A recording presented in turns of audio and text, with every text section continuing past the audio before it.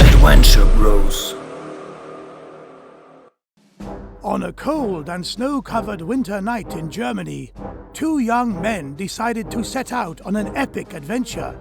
They were to cycle along one of Europe's mightiest streams, flowing from the tranquil lands of Germany's south all the way to the reed-covered marshes at the edge of the Black Sea, crossing most of Eastern Europe along the way. They were brave men, strong men, never shying back from even the biggest of challenges. But had they known what the Danube River Tour would throw at them, the obstacles they'd have to overcome, would they still have set out on this quest? It is impossible to say. So sit back, relax, and enjoy this story of hardship and difficulty, but also triumph, friendship and beauty.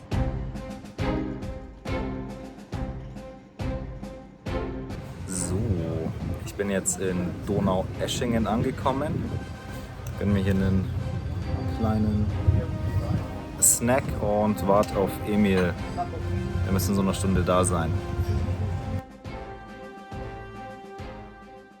Keine halbe Stunde unterwegs und die Donau ist schon mittlerweile recht groß. Es ist mysteriös, wir wissen auch selber nicht, wo das ganze Wasser herkommt. Aber aus diesem kleinen Quell, den ihr gerade gesehen habt, ja. Ihr habt den Fluss. So, das ist unsere erste Nacht. Es wird ein Lager aufgeschlagen. Wir sind hier irgendwo, weiß nicht, noch relativ in der Zivilisation. Man sieht uns auch. Ja, also wir haben uns versucht ein bisschen zu verstecken, aber man sieht's, da vorne sind Häuser, da rechts ist der Rhein und auch eine Straße. Laufen auch ab und zu Leute vorbei. Wir hoffen jetzt einfach mal, dass keiner Ärger macht. Ja, imposanter Bau. Ja, kann man nicht meckern. So, kommt da irgendwie rein? Hier auch sehr netter Boy mit gutem Mustache. Das war jetzt ein unprofessioneller Zoom-Shot, aber wir sind ja auch Amateure. Das ist schon okay. Das ist Homemade Amateur Couple, was wir hier produzieren. Geld! 12 12 Euro. Euro? 50. Digga, die schauen nicht aus, als bräuchten sie noch 12,50 von uns. Die ganzen Sonntagsfahrradfahrer, die haben sich jetzt endlich verpisst. Es regnet endlich, also endlich mal. Ja, Mann. Wir hatten richtig Pech mit dem Wetter vorhin, gut, weil es war einfach viel zu sonnig und dann hat es die ganzen normalen Fahrradfahrer angelockt.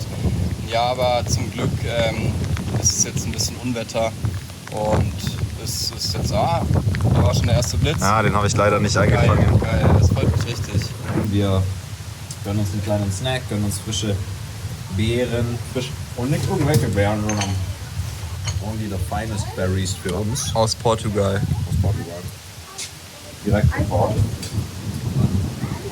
Isotonisches Erfrischungsgetränk. Ja, da freue ich mich schon besonders drauf. Genau. Gucken, ob sich das Wetter ändert oder nicht. Egal, auf jeden Fall gehen wir gestärkt weiter und ja, genießen hier einfach den schönen Spot vor dem Netto. Herrlich, ist wirklich herrlich. Genau. Emil baut unser Lager auf für Nacht 2. Der Spot ist nicht optimal, aber wir haben keinen besseren gefunden. Also da hinten hat es eine Ortschaft, hier ist der Weg. Wir können für heute einfach nur hoffen, dass wir da keinen Ärger kriegen. Richtig behindert, Alter. Was ist los? Ja, ich suche meine Bauchtasche. Bauchtasche mit was? Die, mit allem, also mit meinem Geldbeutel, einem Pass und Handy. Und es fängt auch bald an zu regnen. Ich dachte, ich gebe generell einfach ein kleines Status-Update. Also Emil hat seine Bauchtasche nicht wiedergefunden mit Handy, Schlüssel, Geld. Der glaubt, er hat die vor einer Stunde, als er einen Toilettengang verrichtet hat, liegen lassen. Irgendwo bei so einem Bauernhof hinten dran irgendwie und radelt jetzt zurück und schaut, ob die da ist. Und ja, es ist jetzt 22:10 Uhr, stockdunkel draußen und regnet. Also keine Genussfahrt und ich hoffe, dass er bald sicher zurückkommt und ich hoffe natürlich, dass er sein Zeug findet. Ja. Laber nicht, Alter. Junge, geil, Mann. Boah, Digga, das hat mich schon Nerven gekostet, Alter. Alter, das glaube ich. Also Junge, auf der Hinfahrt habe ich an nichts anderes denken können als, wie behindert bist du? Ja, das ist schon sehr behindert, Alter. Aber Gott sei Dank hat der ganze Trip vorbei sein. Gott sei Dank hast du es gefunden. Da ist auch noch irgendwie 600 € in Bar und so drin in meinem Geldbeutel. Okay. Mein Reisepass. Ich weiß nicht, ob man das Mein gehört Handy. hat. Sag mal nochmal, Alter. Und ich kann es einfach zeigen. Emil ist beglückt. Emil hat seine Bauchtasche gefunden. Vor allem das Beste wäre es wenn wir das nicht gepeilt hätten und erst morgen früh da gekommen wären. Am Ende hätte es der Bauer gesehen, was auch immer, Alter. Boah. Junge, absolut genial, dass du die gefunden hast, Mann. Mein Geldbeutel, mein Handy, mein Reisepass, Alter. In dem Geldbeutel ist auch noch hier dick Cash Money drin, Alter. Junge, es geht halt einfach gar nicht fit. Es geht gar nicht fit, Mann. Ja gut, dann... Sowas ist mir eigentlich tatsächlich noch nie passiert. Also es ist mir wirklich noch nie passiert. Tag Nummer 3, wir sind nur ausgeschlafen, bisschen Muskelkater, aufgewacht hier in so leicht sumpfigen Regionen. Felder wurden gedüngt, es stinkt ganz schön nach Jauche und sieht jetzt landschaftlich auch alles nicht so spektakulär aus. Ja. Deswegen werden wir jetzt heute ein bisschen Gang zulegen und einfach versuchen, so schnell wie möglich nach Österreich zu kommen oder jetzt zumindest nach Bayern. Genau. Wir sind immer noch in Baden-Württemberg.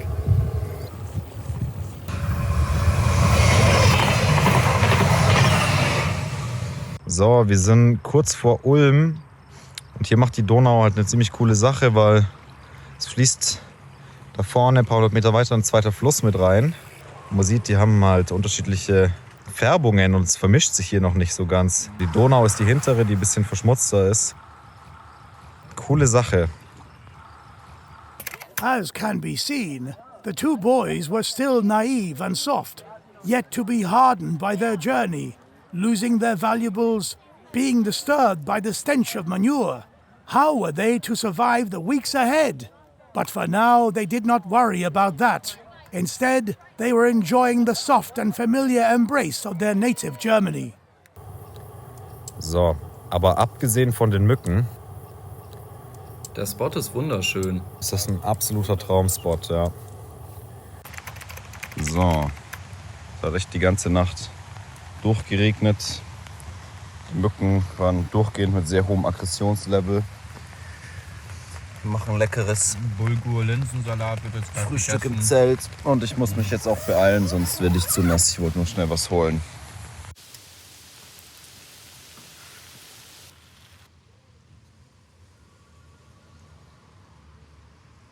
Seid ihr auf die Idee selber gekommen oder gab es auch so irgendwie Inspiration von, vor kurzem kam ja auf YouTube nochmal so einer unter, der auch irgendwie 27.000 Kilometer in 15 Monaten um die Welt ist? Also wir haben schon mehrere Fahrradtrips gemacht und wir sind auch so kleine Outdoor-Freaks oder einfach, wir suchen das Abenteuer. Und das ist halt einfach wichtig, dass man mal ab und zu aus dieser Routine rauskommt, weil ich finde das verlängert so ein bisschen das Leben. Ja, und deswegen, wir haben uns jetzt nicht eben wirklich, ich schaue nicht so viel YouTube. Das war schon intrinsische Motivation. Ja. Bei dir? Nee, das hat sich tatsächlich auch so ergeben. Mir ist 2014 im Hausflur jemand begegnet, der wollte eine Zirkusfahrradtour machen und also mit so einer Straßenkunsttruppe. Und das hat mich 2 Wochen lang beschäftigt, nicht mehr losgelassen. Und dann dachte ich mir, ach komm, scheiß auf Semester, fährst du mit. Und ja, ich glaube, da sind wir Deutschland kreuz und quer. Dann waren wir noch irgendwann in Frankreich und dann so nach 3 Monaten bin ich dann irgendwann wieder umgedreht. Aber ab da bin ich auf dem Fahrrad hängen geblieben gewissermaßen. Geil. So. Nach den sehr netten Erfahrungen des heutigen Tages schlagen wir unser Lager auf. Hinter so einem kleinen Fußballclubhäuschen. Übrigens danke an den Besitzer vom Sportplatz, ich will den Namen nicht nennen. Shoutout. Aber voll korrekt von Danke dir, für die dass wir schriftliche hier, Genehmigung, dass wir hier campen dürfen. Mega korrekt, vor allem jetzt haben wir auch Regen und wir sind hier überdacht. Das ist eine schöne Sache, weil alles ist von uns schon nass und jetzt auch ganz schön, wenn man mal so einen trockenen Ort gefunden hat. Danke. Genau, danke für alles. Ich weiß gar nicht, ob man den Regen sieht. Doch, sieht man schon. Ja, nicht wirklich. Aber es wirklich. schüttet gerade schon ganz schön, wahrscheinlich hört man es im Video. Vielleicht auch nicht. Anyways, wir gönnen uns jetzt ein Abendmahl.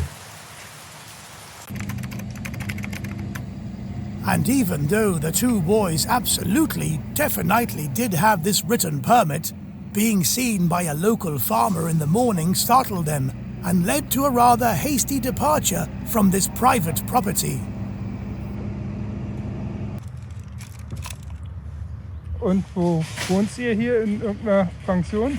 Nee, wir wildcampen. Also wir campen ja auch. Wir haben noch einen Camper, aber wir nennen das Freicampen. Ja, das ist besser. Also wild, das machen die anderen.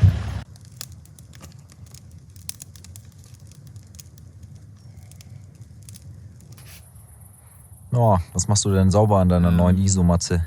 Ja, ich habe sie heute noch frisch gekauft, noch keine Nacht drauf geschlafen. Und wir haben sie wohl auf ein paar Nacktschnecken draufgelegt.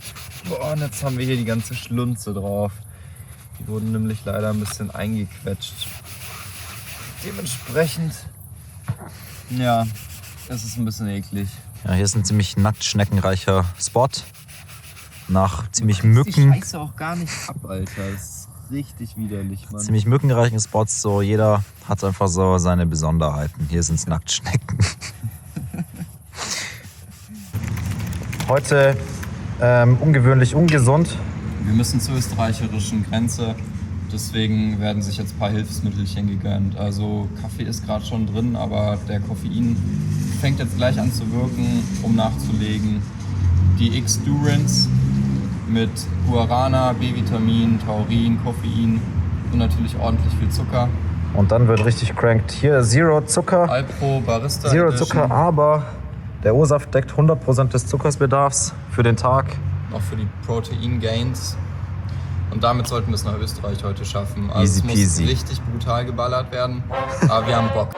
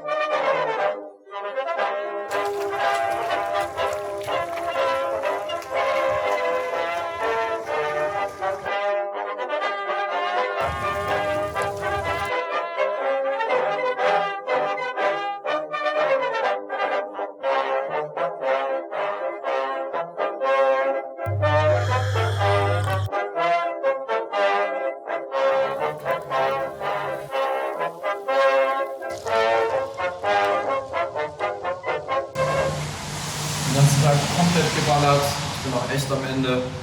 Ja, jetzt auch ordentlich Zucker noch reingescheppert, aber ich merke es richtig im Gehirn, im Körper. Aber an der Grenze und Ziel erreicht. Tired and soaked, but happy to have finally reached the first foreign country of their journey, the boys set up camp for their first night in Austria. Without having taken significant breaks from cycling throughout their time in Germany, and with the firm decision to reach Vienna within 3 days, their morale to push on was high. Jo, es ist jetzt so Tag 7. Jetzt nach einer Woche unterwegs, schon ganz schön verwildert. Heute aufgewacht in Österreich. Es geht weiter nach Wien. Schätzungsweise brauchen wir noch 3 Tage.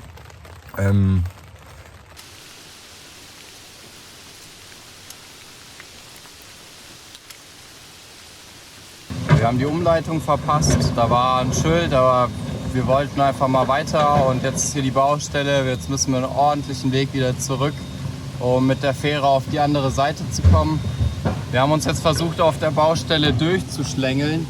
Hat aber leider nicht funktioniert. Die Bauarbeiter haben uns aufgehalten. Da sind halt Maschinen im Einsatz. Der hupt auch schon. Die sind irgendwie ein bisschen Wir müssen uns pisst. verpissen. Ja, wir müssen uns verpissen.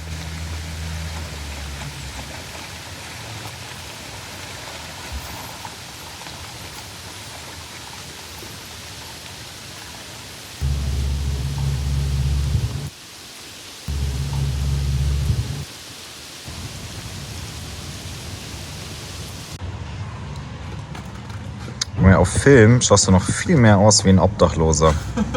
Ich fühle mich langsam auch so. Alter Schwede. Ich meine, Wir sind obdachlos. Das ist jetzt ein kleiner Versuch, die Schuhe zu trocknen. Wir werden sehen, wie gut es funktioniert. Man muss das Ganze... Fuck. Okay.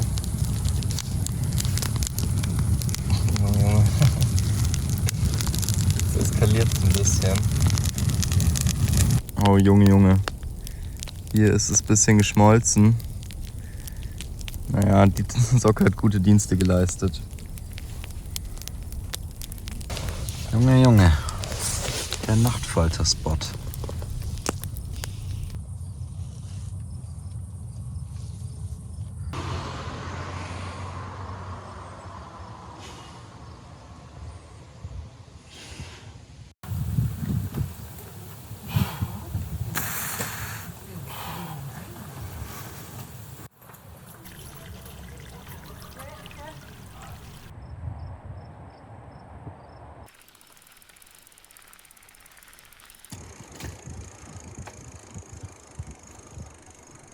Ja, ist sehr gut.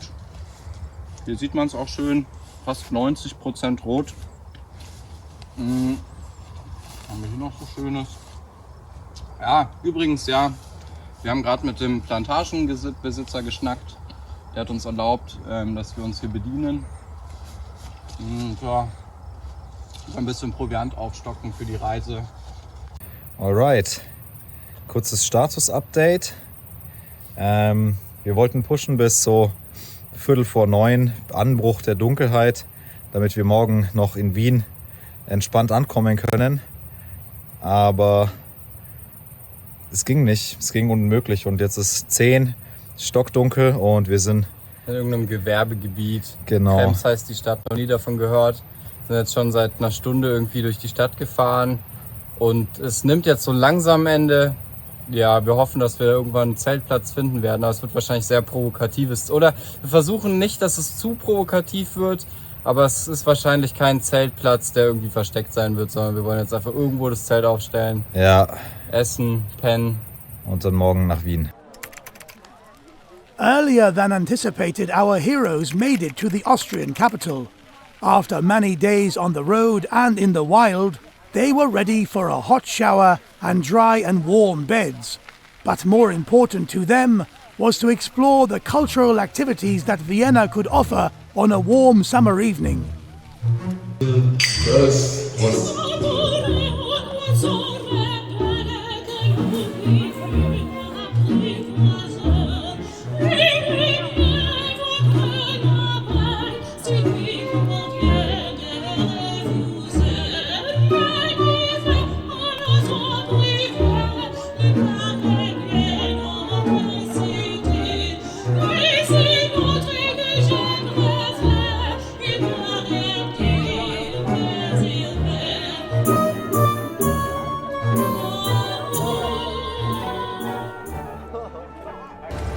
Alright, ja, heute geht's weiter.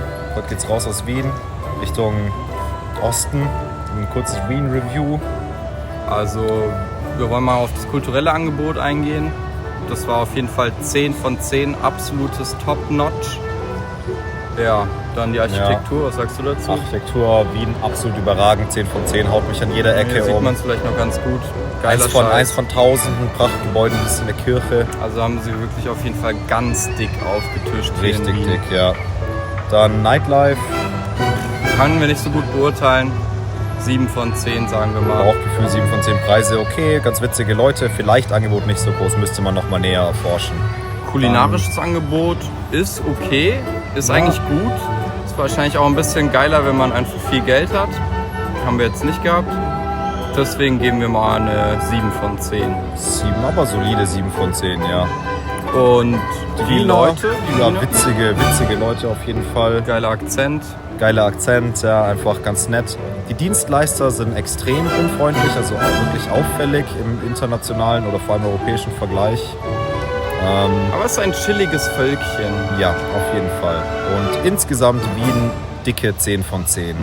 After enjoying Vienna's cultural offerings, and with less sleep than anticipated, the boys headed east. Their knowledge of the countries they were about to cross decreases rapidly from this point onward. and they are curious to see what awaits them in their next destination, the capital of Slovakia. So Emil, siehst du da vorne die Stadt? Bratislava. Aber sieht gar nicht so kacke aus, weil die Landschaft ist sehr ansprechend, so sehr mediterran hier, gell? Ja, schönes Klima. Sanfte Hügel. Auch ein entspannter Tagestrip von Wien nach Bratislava. Mal schauen, wie es wird. Ja, also wir sind jetzt an der Grenze, über die Grenze gekommen, sicher nach Bratislava. Aber wir gucken jetzt mal, was hier so abgeht in der Slowakei. So after only one day of cycling, and not even one night in the wild, the boys would enjoy the comforts of a hostel bed again. At this point, they were planning to spend one day in Bratislava and then continue on their eastwards journey. But, as you will soon bear witness to, Bratislava had different plans for them.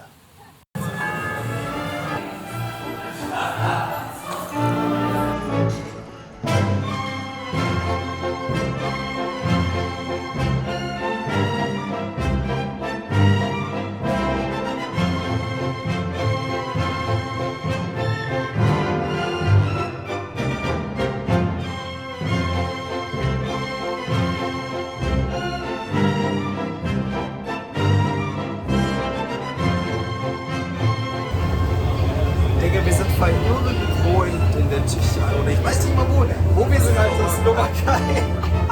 What did you do to the cap? Someone vomited into our cab. Like all over?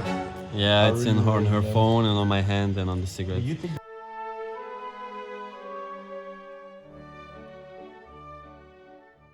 Well, Wild Elephants Hostel is definitely unique. I stayed here for 5 months as a guest. Yeah, been here ever since. So really like 5 months as a guest? Yeah, Just partying and every night. every night? Every night is a party. As you've seen, I've been drinking every fucking day. So it's, yeah, it's definitely. Yes, I see it. Like you're already started. What's the time right now? 10:17. We have our separate groups.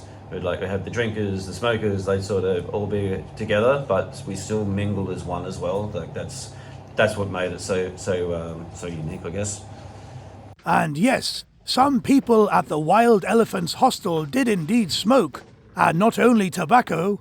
When they found out about this, our heroes were shocked, and not for a second did they consider consuming any illicit substances whatsoever. Smoke good hash, meet the nice people from the Middle East. Oh yeah. Something different in this area, you know. Exactly. This is the point here. You need to come here, guys. You need to come to Wild Elephant Hostel.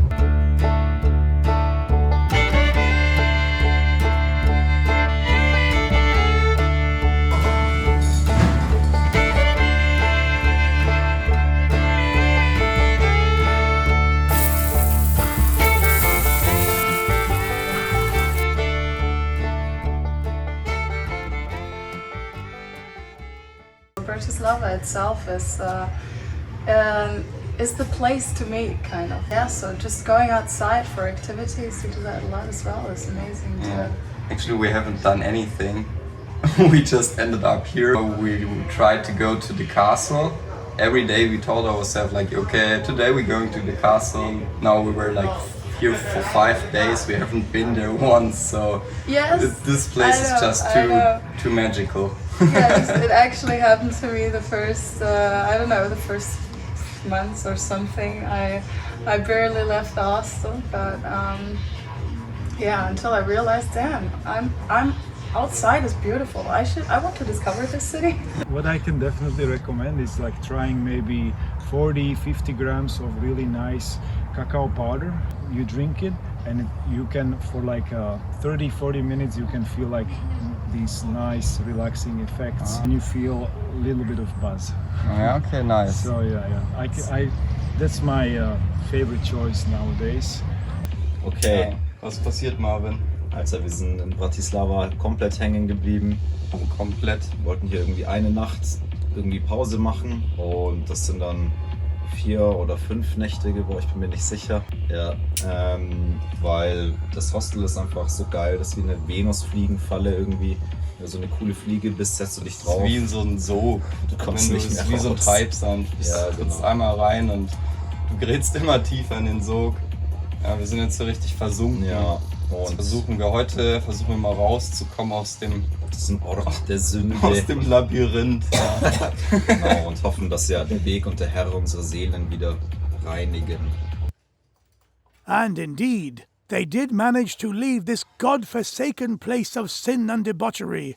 And, much quicker than they could have hoped for, the hardships of the road did burn the weaknesses of civilization from their souls, for they were about to enter Hungary, a country that would soon prove to have little tolerance for the boys' wishes of kindness and understanding.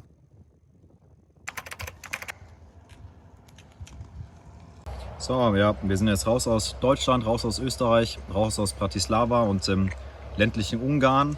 Die Hummuszeiten sind hier vorbei in den Supermärkten, als so Substitutprodukt oder Nachfolger. Schwenken wir jetzt um auf vorgebackene Bohnen und schaufeln die. Und das ist auch sehr nahrhaft und lecker. So, Emil, erste Nacht wieder im Zelt seit langem. Was sagst du? Ja, es wird mal wieder Zeit. Ein bisschen Natur nach der ganzen Klatsche. Erster Eindruck von Ungarn? Sehr unfreundliche Blicke, die man erntet. Besonders unfreundlich, wenn man so ein buntes T-Shirt anhat. Ich habe es jetzt gerade wieder angezogen, weil die Mücken kamen. Aber davor hatte ich es dann ausgezogen, dann ging es schon wieder. Dann wird man eigentlich nicht angeguckt, sondern die Leute gucken einfach auf den Boden und jeder macht so sein Ding. Aber es ist jetzt nicht gerade der sympathischste Eindruck. Gut, ja, mal schauen, vielleicht ändert sich das ja noch.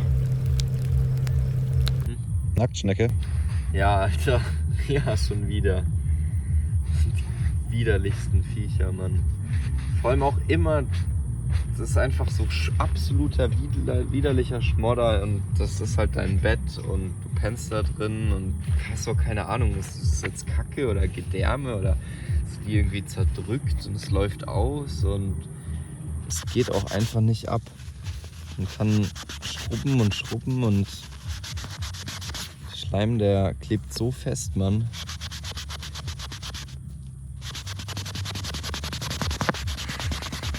Ungeil. Oh, es ist immer noch was dran, Alter. Es ist... Junge.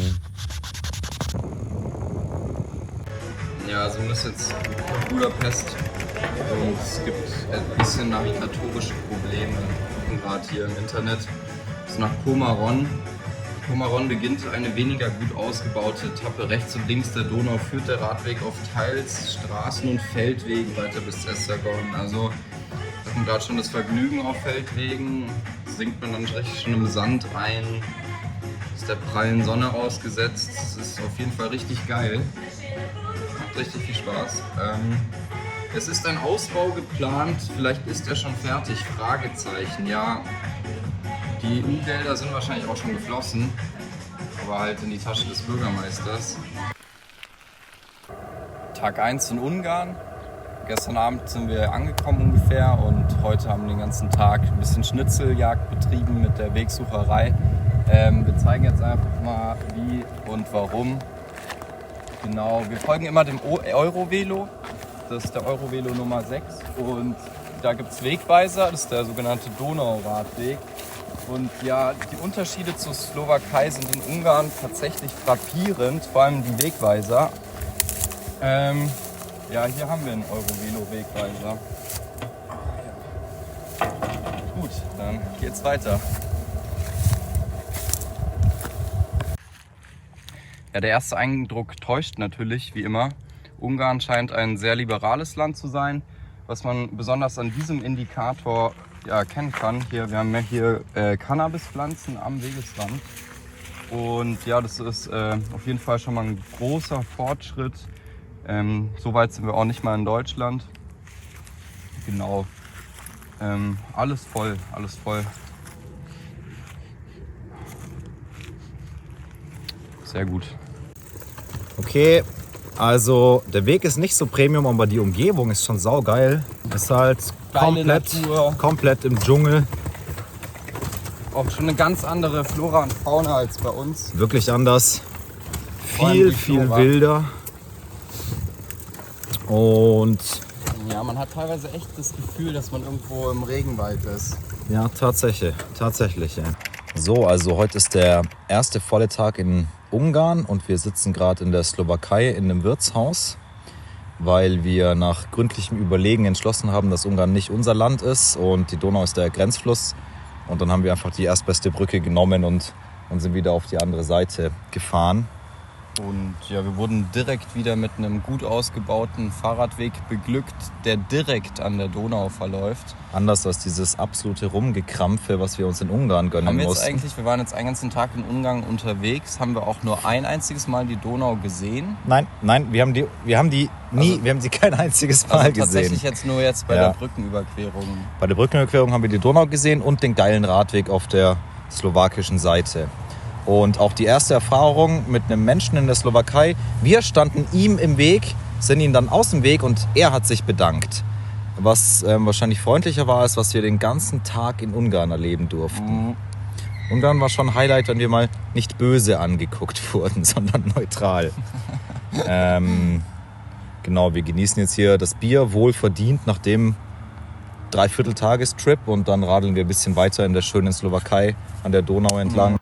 After a while, the Danube leaves Slovakia behind and flows exclusively through Hungary. The boys now had two options. The first was to continue following the river, which would be the easier but also slower route. The second was to cross through a mountain range, which would be harder but also quicker. After an already long and difficult day on the road, which option would they choose? I think you might already know.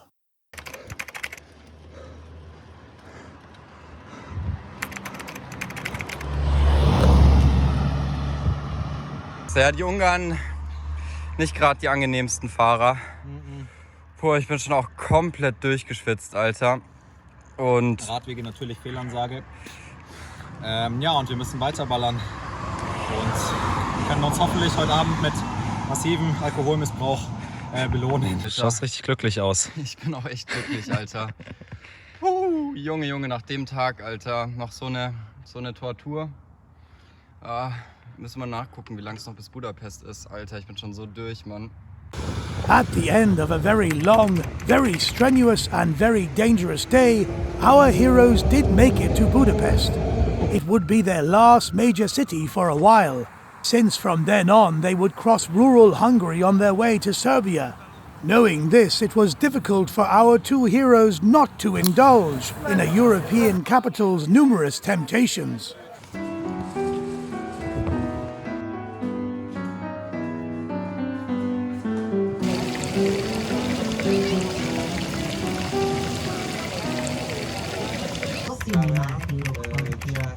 And although usually fine and God-fearing citizens, our boys had a little confrontation with the law when they decided not to pay to use public transport. Unbothered by this, they fixed minor issues on their bikes and continued to leave the city and the country.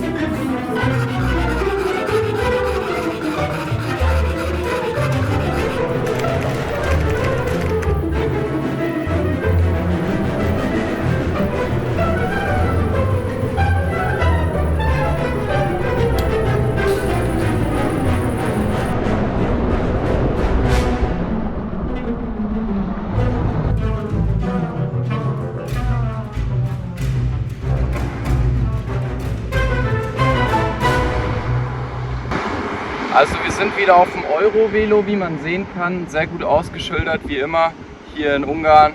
Und jetzt geht's auf nach Serbien.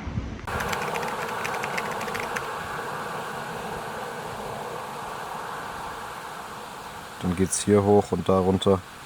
Und hier ist dann die Grenzstadt.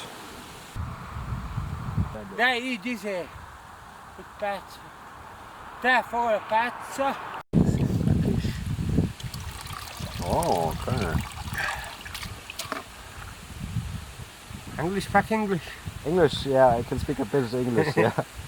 For the first time on their journey, the boys encountered a border between the European Union and a non-member state, Serbia.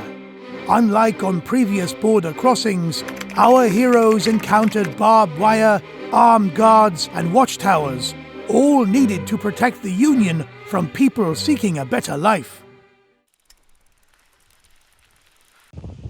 So our heroes made it to Serbia, their first non-European Union state. The economic conditions did deteriorate visibly. Traces of the Yugoslav wars were still clearly visible.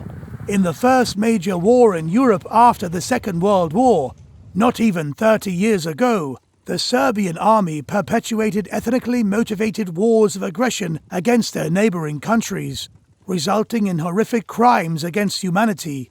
One of the countries suffering was Croatia, which our heroes visited for a short detour. The far eastern parts of Croatia, far from the massive tourism at its coastlines, has been largely abandoned by the local population due to the horrors of Serbian warfare and the lack of economic opportunities. Jo, Emil, der Spot sieht eigentlich ganz nice aus, oder? Eigentlich schon, aber Digi, das ist eine Wildfütterungsstelle. Ja, wahrscheinlich doch nicht der optimale Spot, Alter. Könnte sein, dass wir dem Jäger ein bisschen auf den Piss gehen. Wenn wir morgen aufwachen, klopft er dann ans Zelt, weil wir ihm in der Schießbahn stehen. Und der will in Frieden seine Hirsche abknallen hier. Genau. Ja, dann lass woanders hin. Ja. And indeed they did encounter the hunter whilst leaving this spot. But far from being annoyed by the two boys, he was very friendly. He recommended them to camp a bit further up the mountains, where he suspected the area to be safer from Syrian refugees. Taken aback by this bluntly racist statement, the boys nevertheless followed his advice for the night and continued their journey early the next morning. So, meine Herrschaften, einmal für Sie die Medizin, das einzig wahre. Bitte schön. Das ist so Omas Medizin. Omas Medizin. Dafür brauchen Sie kein Rezept und alle, die Angst vor Nageln haben, die können zu uns kommen. Das ist auch Impfung gegen Corona. Okay. Und auch so für seelische Schmerzen, Rückenschmerzen, bis 1 Liter, Sie fühlen gar nichts mehr. Okay, sehr Haben wir gut. ein paar Mal probiert, 100% Garantie gebe ich. Gut. Bringen Sie auf Ihr Wohl und Ihre Gesundheit. Dankeschön. Prost. Ja, auf jeden Fall das wird das Hostel für heute Nacht. Oh, hallo, wir haben gebucht 2 Betten, eine Nacht. Dann lassen Sie mich mal gucken. Wir sind fast voll. Aber Sie haben ja bestimmt reserviert. Selbstverständlich. Für heute, sagen Sie? Mhm. Ich bin gar nicht für heute eingetragen. Für morgen. Sind Sie sicher, dass Sie richtig reserviert haben? Oh, verdammt, ist was für heute frei. Ah ja, hier haben wir noch ein Zimmer. Mal gucken.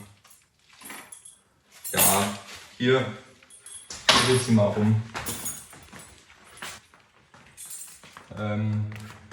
Dusche. Ah, sehr schön. Hier können Sie sich immer schön was zu essen machen. Wir haben auch Gewürze. Kann jeder benutzen. Koriander, Rosmarin. Ja, Sie werden sich schon zurechtfinden. Bei weiteren Fragen können Sie mich dann auch immer erreichen. Hier ist der Gemeinschaftsraum. Wenn Sie irgendwas zu lesen wollen oder so, können einfach mal in den Schubladen nachgucken. Das sind auch Spiele, Uno, Mensch, ärgere dich nicht. Genau, wenn Sie irgendwie wandern gehen wollen, haben Sie hier natürlich auch Ja, ich sehe ja, Equipment. die Natur ist fantastisch. Genau. Die komplette Chemieklatsche hier. Extra, was auch immer, extra Chemie, um die Mücken fernzuhalten. Also bei aller Wildcamp-Romantik. Das ist wirklich Abfuck, Alter. Und wir haben schon viele Spots, wo es ziemlich hart ist. What the fuck? Ich glaube, es geht auch bald aus. Ich muss morgen unbedingt Neues kaufen. Junge. Ah. After their brief stay in Croatia, our heroes fought their way over worsening streets back to Serbia. They intended to quickly push through to the first major city there, called Novi Sad. Having never heard of this place before in their lives, the boys were about to be pleasantly surprised by one of Europe's hidden pearls. But the way there was about to be hard. Streets with no emergency lanes to safely drive on, truck drivers that seemed to never have encountered cyclists in their lives, drunk driving becoming increasingly obvious. It was during these early days in Serbia that our heroes first started to doubt if they would be able to finish this epic adventure of reaching the Black Sea by bike. Would Serbia be able to break their spirits, or would they be able to prevail? Only time can tell. Arriving in Novi Sad after a strenuous day on Serbian roads, our heroes didn't know what to expect. Their idea was to rest for a day and continue to Belgrade, refreshed and emotionally as well as spiritually untainted. Had they not learned anything from their past cities? Obviously they did not, and as could have been anticipated, their plan did not work out as expected. Prost, Alter.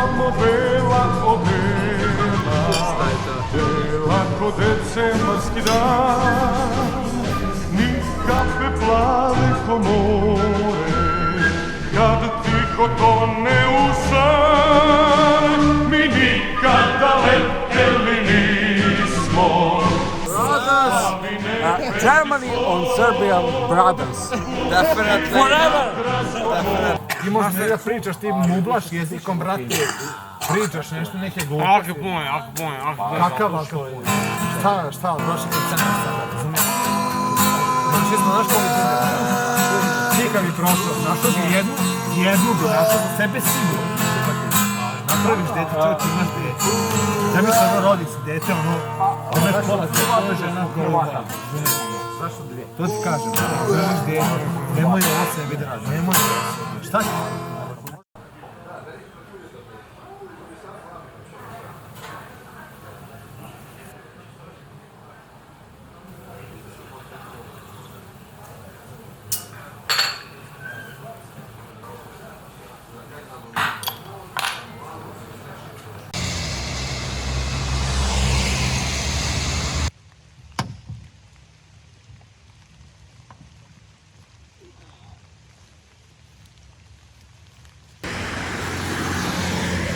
Ja, wir sind jetzt hier irgendwie durch die Pampa, weil die befahrene Straße geht nicht klar, es ist viel zu schmal.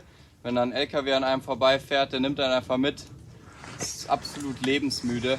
Und hier Spaß. auch noch bedeutend schönere Natur Ja, und alles. Hier, das ist so die Real Serbia Experience, die wir uns geben. Und ja, wir wollen nach Belgrad und es wird wahrscheinlich ein bisschen dauern. So, to escape the life-threatening streets of Serbia, the boys resorted to cycling on less developed ways, finding their way through Serbia's countryside. And whilst this was safer than on the paved roads, it did come with its own difficulties. So, ja. Der Weg ist zu steil, ist nur gepflastert mit so Steinsbrocken und es ist unmöglich, das im Fahrradfahren zu machen. Wir müssen schieben. So, erstes Mal, dass auf dem Eurovelo Schwarzes Meer steht, in 1600 irgendwas Kilometern. Sehr schön. Ja, das ist der ultimative Travel-Lifehack. Ich kann es mal zeigen, was wir hier uns ausgedacht haben. Meine Kopflampe. Eigentlich mehr braucht man dafür nicht. Kopflampe, Wasserflasche. Man nehme eine Kopflampe. Die wird über die Wasserflasche gestülpt. Dann braucht man ein Loch in dem Tisch, genau, den man netterweise angeboten bekommen hat. Ein Loch in einem Tisch. Das gehört dazu.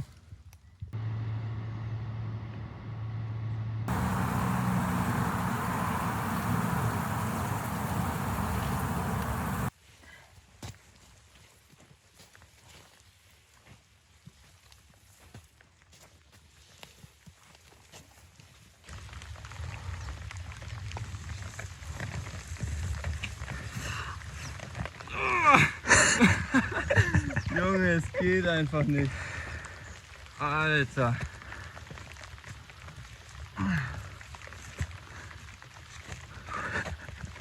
Geh auf den Grünstreifen.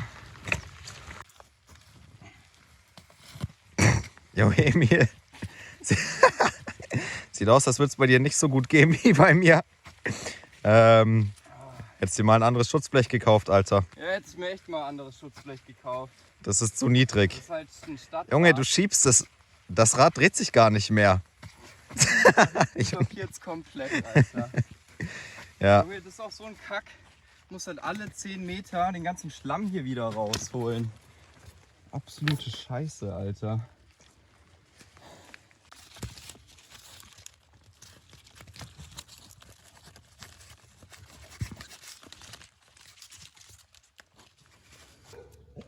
Jo, Marvin, gibt's Probleme? Ja, ich kann nicht mehr den höchsten Gang schalten. Ich habe jetzt probiert, es ein bisschen fester zu spannen. Es geht trotzdem nicht. Ist halt auch kacke, weil ich sehe überhaupt nicht, was hier los ist. Ich glaube, ich mache es jetzt einfach so, dass es stabil im zweiten Gang bleibt, nicht runterspringt. Und dann kann ich mich in Belgrad drum kümmern, dass es gescheit läuft alles. And the boys would get the bikes fixed in Belgrade. The Serbian capital still bears many signs of the Yugoslav wars and still portrays a proud militarism which conflicted with our heroes' message of European peace and unity.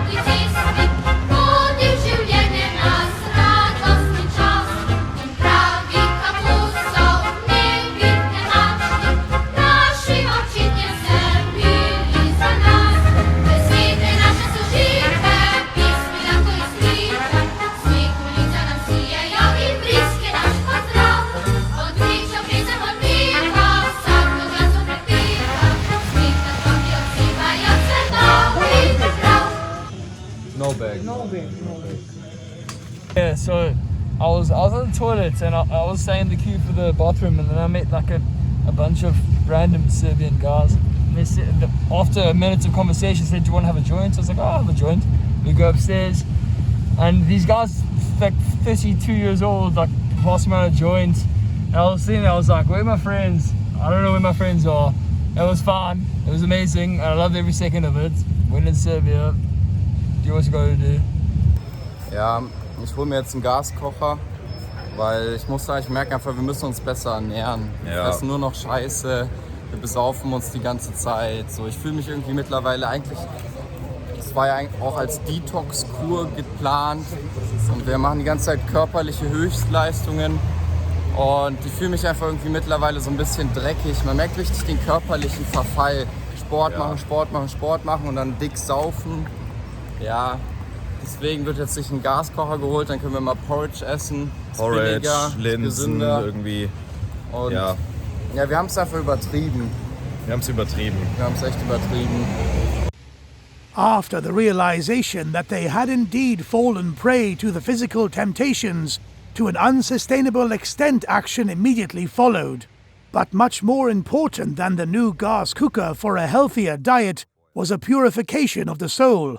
Fortunately for the boys, they were in a country of the Orthodox faith, which offered plenty of opportunity to ask forgiveness for their sins.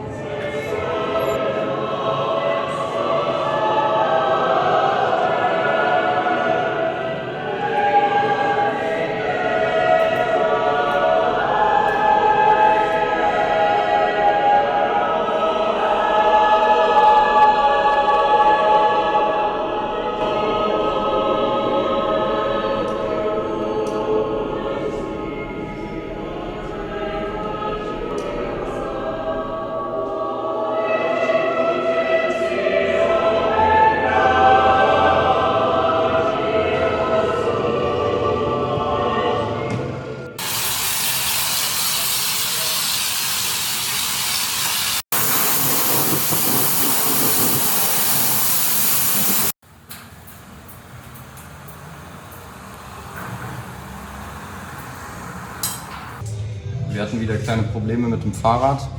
Hier kann man sehen, dass das Kugellager ist absolut verrostet, es dreht sich nicht mehr. Jetzt musst du wieder zum Fahrradladen austauschen lassen, hier bei den Pedalen.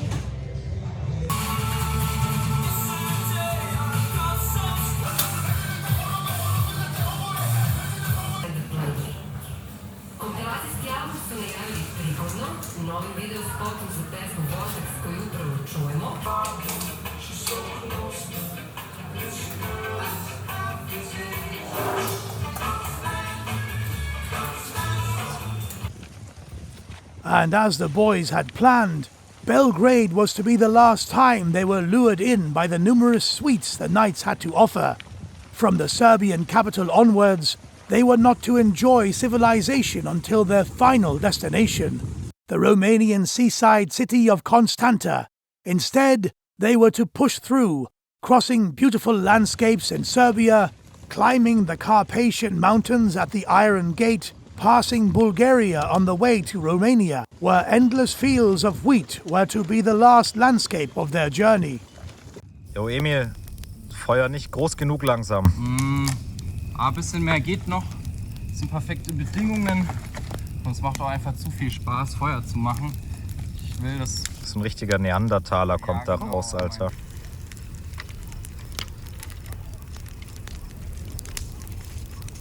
Gaskocher gestern gekauft, war es ein guter Kauf. Beste Investition. Beste. Was gönnst du dir da? Ein Tofu-Block, pur, schnelle Nährstoffe und dann geht's weiter. Marvin, was ist denn nun schon wieder passiert? Ja, also wegen den Wegen hier ist... Junge.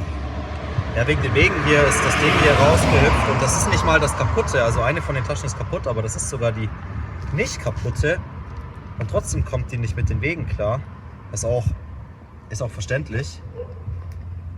Und jetzt muss ich das irgendwie da wieder reinpoppen, damit ich eine Fahrradtasche habe.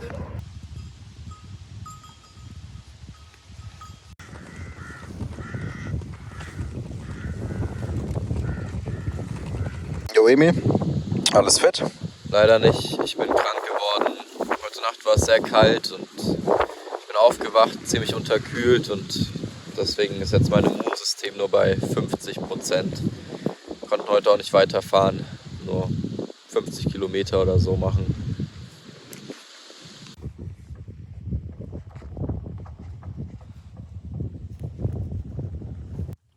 Jo, und kannst du heute weitergehen? Ja, wir werden sehen. Wir müssen mal zusammenpacken, losfahren und dann gucke ich mal, ob ich klarkomme.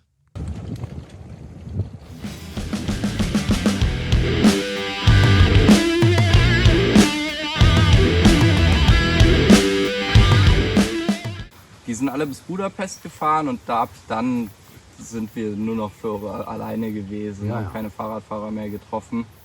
Haben wir uns auch immer gedacht, es wäre echt mal gut, jemanden zu treffen, der vielleicht von der anderen Seite kommt und eben berichten kann, wie sieht es da aus mit dem Verkehr, was sollte man vermeiden. Richtig. Weil es sind halt diese Sachen wie, jetzt wir wollen nach Bulgarien, aber haben halt keine Ahnung, sieht nur auf der Karte, ist diese Straße und ist da jetzt Verkehr, ist da kein Verkehr, das kannst du ja nicht sagen. Da du als offizieller ÖV6 Radweg, Donauradweg eingezeichnet ist, bin ich darauf reingefallen und bin die gefahren. Und das war wir auch. eine Zumutung. Rumänien ist sowieso schön. Interessante Leute und man findet, ihr zeltet wild, nehme ich an. Ja, klar. Ja, da findet ihr wunderschöne Plätze und schöne Dörfchen, interessante Leute. Ja, aber nicht jeder ganz ehrlich, ne? Ja, ja. Zum Beispiel. Jo, wo sind wir? Am Eisernen Tor tatsächlich, auf der serbischen Seite. Kleiner Meilenstein. Ja, ist schön.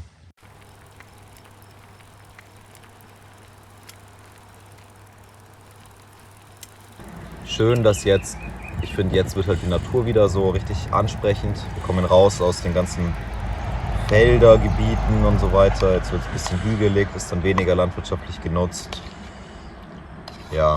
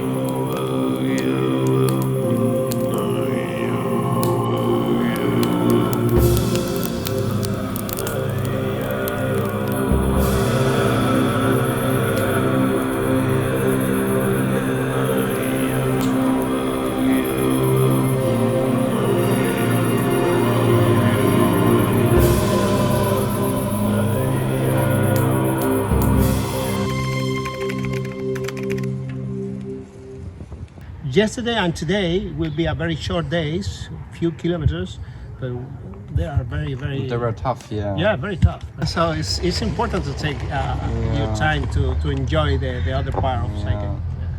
But the most important is the sensation of freedom. Yeah, for me that is. I don't have good sensation with other kind of trip, you know.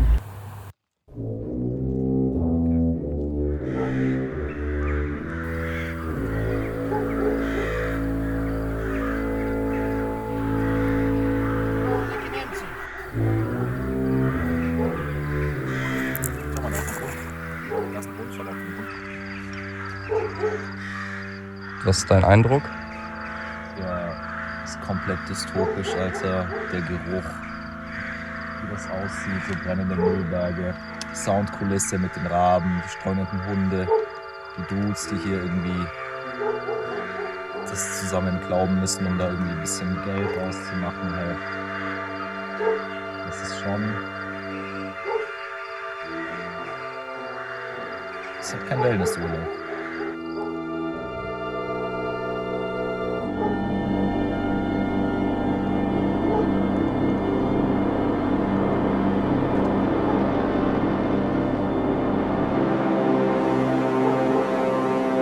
And through the scorching sun, with the stench of burnt plastic and the howling of feral dogs accompanying them, our heroes made their way to Bulgaria, which they would cross briefly on their way to Romania, the final country of their journey. So, gerade raus aus Serbien und rein nach Bulgarien. Das war das erste Mal, dass wir an der Grenze Probleme hatten. Der Grenzbeamte aus Serbien wollte uns nicht rauslassen, weil er meinte, dass hier an dem Grenzübergang die in Bulgarien niemand reinlassen wegen Covid, auch wenn man Vakzin etc. hat, keine Chance. Meinte er, seit 6 Monaten ist niemand reingekommen. Der hat uns gesagt, wir müssen an einen anderen Grenzübergang, der irgendwie wie viel Kilometer weg gewesen wäre? 50 Kilometer weg. Haben wir irgendwie 10 Minuten mit dem geredet und ihn so genervt, bis er uns dann durchgelassen hat. Besser gesagt, es kam Grenzbeamtin. Eine Grenzbeamtin kam, hat ihm gesagt, ey, lass die Jungs durch. Das passt schon. Und dann in Bulgarien haben sie uns problemlos reingelassen. Wir haben gesagt, wir sind auf der Durchreise nach Rumänien, was auch stimmt. Und ja, war kein Problem. And after having fought their way out of Serbia and into Bulgaria, our heroes quickly decided that they would cross the Danube River into Romania, the final country of their epic journey. They made this decision based on terrain, which on the Bulgarian side is hilly and difficult to cycle, whilst the Romanian side is flat and thus more easily manageable, or so they thought. Jo, was war der Ursprungsplan, das Endziel? Ja, also es gab nie jetzt wirklich das Endziel, es war ja immer sehr flexibel, aber Odessa. In der Ukraine. In der Ukraine. Genau, was sind jetzt so die neuesten Entwicklungen? Wahrscheinlich werden wir ans Schwarze Meer in Rumänien fahren müssen, nach Constanța. Das Problem ist, dass meine Mutter sich den Film angucken wird und ich musste meiner Mutter versprechen, dass ich auf keinen Fall mit dem Fahrrad in die Ukraine fahren werde, dass sich meine Mutter brutale Sorgen macht, weil sie ganz genau weiß, wie geisteskrank da die Menschen mit dem Auto fahren, ohne Führerschein, besoffen. Ja, und das ist halt einfach so der wilde Osten. Und was passiert, wenn du doch in die Ukraine fährst? Dann wird die Miete gestrichen. Gut, ja, dann halt nicht. Ja, dann müssen wir uns irgendwas anderes auch überlegen, wie wir in die Ukraine kommen.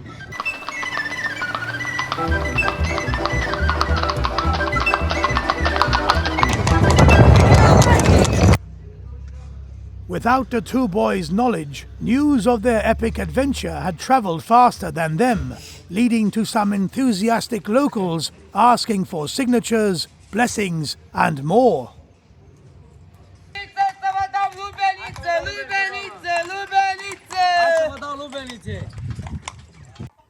So, erste Erfahrungen in Rumänien auch wieder richtig positiv. Wir waren gerade in einem Supermarkt, ich habe gefragt, ob ich da auf Toilette kann, irgendwie mit Händen und Füßen das erklärt. Und die hatten keine, aber dann kam direkt so ein alter Herr, ein Senior, hat uns hier in irgend so einen Garten geführt mit Hühnern und irgendwelchen Konstrukten, weil hier auch eben das Toilettenhäuschen ist.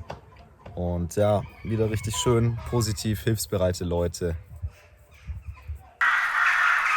As the attentive viewer might have already noticed by the conditions of the streets, houses, and the numerous horse carriages on the road, Romania is not a rich country. What this meant for our boys is that they experienced a lot more begging and had to be a lot more attentive with their equipment and, as you will soon also hear from a worried local, with their choice of campground. Yo, Emil, was passiert hier? Wir hatten einen sehr trockenen Sommer in Osteuropa dieses Jahr.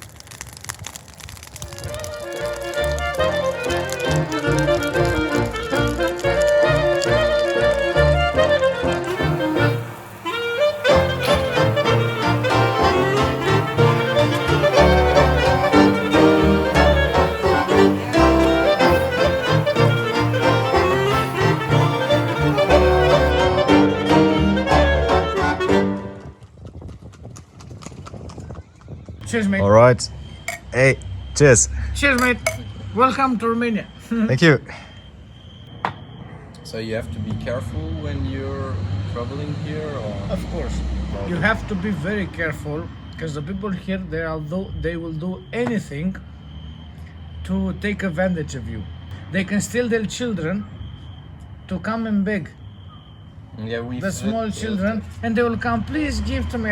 I haven't eaten for a few days. I'm hungry or something like that, you know? And they take the money and they drink and they smoke. In Romania, everybody drinks, my friend, believe me. I drink also, but I work for my money. I don't beg, believe me. It also already happened to us. Yeah, but nobody came and wanted to steal something, so... They will try. If they see you are a little bit weak, they will try. Okay. Yeah, If you are weak, if you look in another side, if you look over there, they will steal from here. Believe me, it's something. It's very sad actually what is happened. Yeah, what is happening because Romania has mountain, has sea, has rivers. It's a very nice country to visit, but because most the of the people they're really friendly, like they only are good- friendly, but the thing is, Yeah. I told you, because they don't make a lot of money. You know what I mean? They are trying to steal and to rob another person's, and that's why you are coming here to visit the country. If something, I don't want that to happen. If something bad happens, you have an argument with someone, or something happens, of course you will make a bad commercial about us.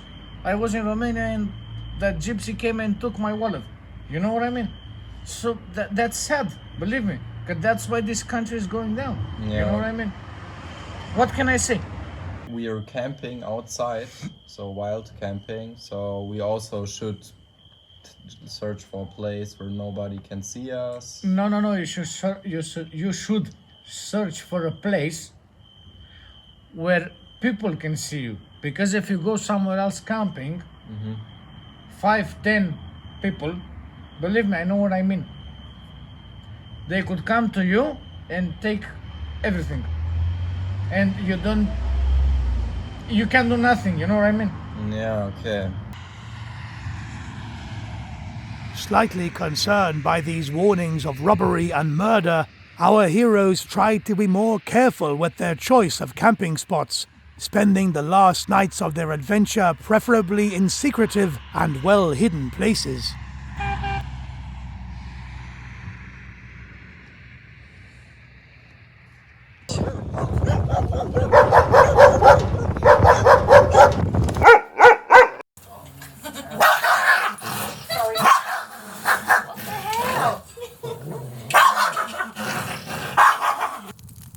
Our hero's journey was nearing its end.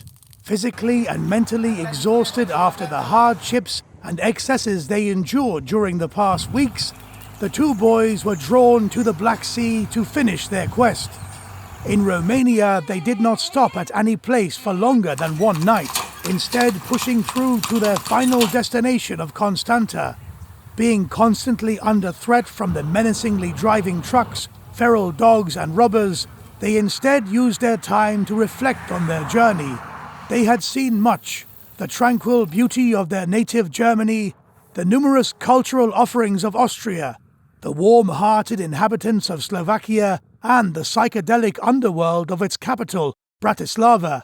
They could now see that the xenophobic and anti-gay government of Hungary was a great reflection of the country as a whole. They found unknown pearls of beauty and nightlife in Serbia, and marveled at the beauty of its far eastern regions. They got their COVID cured by the local alcohol in Croatia, and managed to get into Bulgaria, even though they'd been told it was impossible. All of this and more was going through their minds now in Romania, the last country of their journey. So, es ist wahrscheinlich der letzte Tag. Wir sind 120 Kilometer vor Constanța, unserem Ziel. Genau, und ich habe heute früh jetzt gerade gesehen, dass ich einen Platten habe im Vorderrad. Schade. Und wahrscheinlich, wenn ich gestern, hier liegen so Drähte rum, wo wir campen, bin ich wahrscheinlich gestern über so einen Draht gefahren oder so und ist über Nacht die Luft rausgegangen. Aber ich habe einen Schlauch dabei und mal schauen. Dann kommen wir vielleicht heute oder morgen in Constanța an. Zum Glück haben wir einen Schlauch dabei. Ja. Ich habe nämlich gar nichts dabei, auch kein Flickzeug. Ich hoffe, dass nichts passiert. Schlauch Eigentlich. Natürlich mitgenommen, Alter.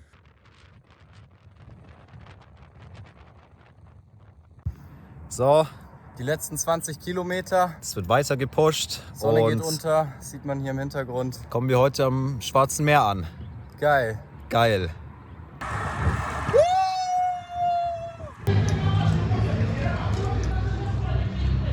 So, Alter. Trip ist zu Ende. Es war schön, aber es war auch sehr hart. Physisch, psychisch. Ja, insbesondere für mich auch emotional. Aber es war geil. Also es war echt eine krasse Erfahrung. Ich kann es jedem weiterempfehlen, der auf Extreme. Das ist zu gefährlich, das kann man nicht weiterempfehlen. Ja. Andere Route. Also die Straßen sind Abfuck, vor allem LKWs sind Abfuck. Aber jetzt sind wir hier in Constanța heil angekommen. Und es wird bestimmt nicht das letzte Abenteuer sein.